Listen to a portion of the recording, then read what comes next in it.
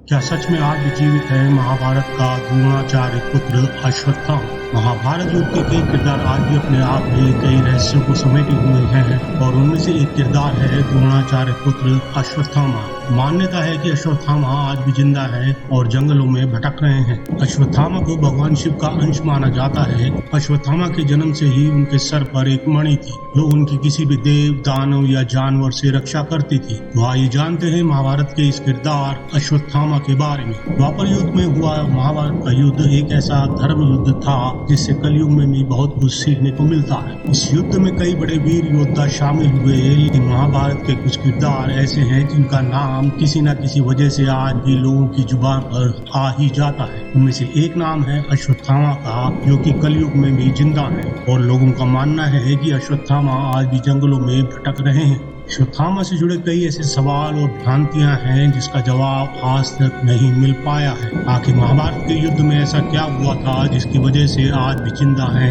अश्वत्थामा? ऐसी मान्यता है कि अश्वत्थामा भगवान श्री कृष्ण के श्राप के कारण आज भी जिंदा है और वे जंगलों में भटक रहे हैं और उनके शरीर पर बड़े बड़े घाव हैं। अश्वत्थामा से जुड़ी कई चौंका देने वाली रहस्यमय पौराणिक कथाएं सुनने में आती हैं। महाभारत के युद्ध में अश्वत्थामा से एक ऐसी भयानक गलती हो गई थी जिसकी सजा अश्वत्थामा आज तक भुगत रहे हैं। पौराणिक कथाओं के अनुसार अश्वत्थामा गुरु द्रोणाचार्य के पुत्र थे और गुरु द्रोणाचार्य महाभारत के युद्ध में कौरवों की ओर से लड़ रहे थे। युद्ध के दौरान पांडवों ने झूठी अफवाह फैला दी कि अश्वत्थामा मारा गया, जिससे उनका द्रोणाचार्य शोक में डूब गए और अपने हथियार त्याग दिए। द्रोणाचार्य को निहत्था देखकर द्रौपदी के भाई धृष्टद्युम्न ने उनका सर धड़ से अलग कर दिया। धृष्टद्युम्न का जन्म द्रोणाचार्य को मारने के उद्देश्य से ही हुआ था। जब अश्वत्थामा को इस बात का पता चला तो वे छल से हुई अपने पिता की मृत्यु का बदला लेने का प्रण लिया।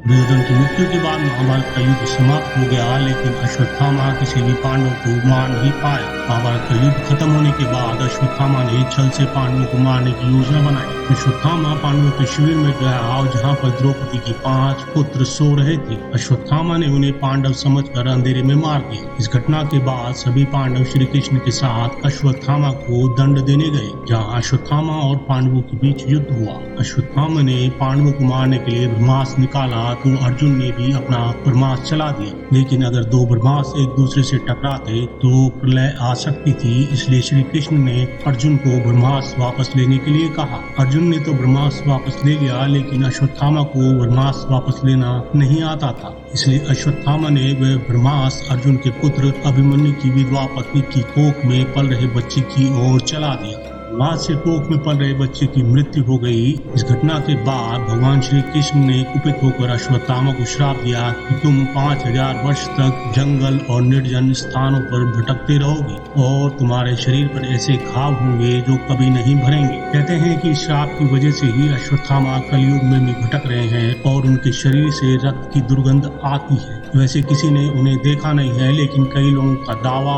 है कि अश्वत्थामा आज भी जंगलों में भटक रहे हैं। सूत्रों से पता चलता है कि अश्वत्थामा को आज भी मध्य प्रदेश के कई जंगलों में देखे जाने की खबर मिलती है। अश्वत्थामा उत्तराखंड में भी देखे जा चुके हैं। अश्वत्थामा के होने का पता कुछ ऐसे भी चलता है कि जंगलों में अश्वत्थामा अपने सर से निकलते हुए खून और दर्द के कारण चिल्लाते।